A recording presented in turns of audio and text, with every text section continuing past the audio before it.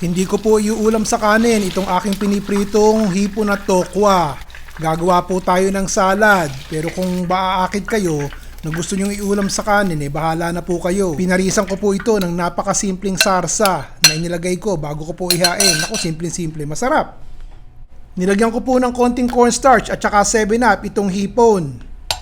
4 na kutsara po ng cornstarch, tsaka 4 na kutsara ng bagong bukas na 7-Up. Paghaluin po natin yan. Yan po ang batter natin. Diyan po natin ilulubog yung ating tokwa at hipon bago iprito. Isasama ko na rin po itong kapiranggot na tokwa. Extra firm po iring tokwa na to. At napasingawan na, pero piprito natin kasama po ng ating hipon. Para po maraming makakain, hipon at tokwa. Iri po ang sausawan. Mayonnaise.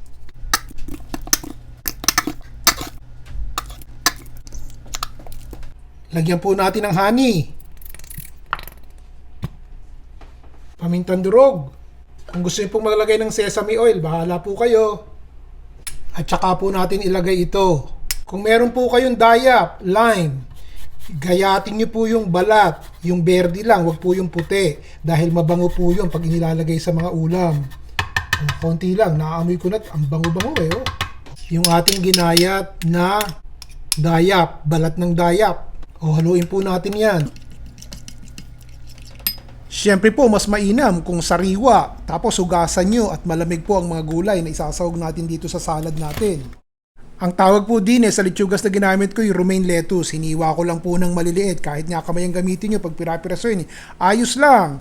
Kinakailangan po malamig din po ang taas ang gagamitin nyo para sariwang-sariwa talaga ang tingnan. Maglagay po tayo ng atsara, pati yung juice ng atsara isama po natin. Di po ba'y maasim, matamis at may konting alat dyan para po magkalasa ang ating gulay. Lagyan po natin ng extra virgin olive oil at haluin natin sandali. O tsaka natin isama itong maninipis na hiwa ng pipino. Tinanggal ko po yung buto. Tapos nilagyan ko po ng kamatis, kahit anong klaseng kamatis.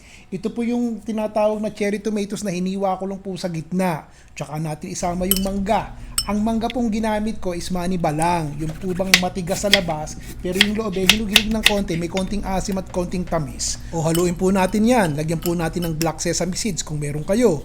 Lagyan din po natin ng white sesame seeds kung meron lang naman kayo. Lagyan po natin ng konting pamintang durog at sabay halo. Napansin nyo ba ang ganda ng kulay? Kulang nga ng sibuyas na pula Nalimutan ko pero ayos na rin po ito. O tsaka natin ilalagay itong ating tokwa at tsaka po yung hipon na ligyan ng sarsa. Ganito po ginawa ko.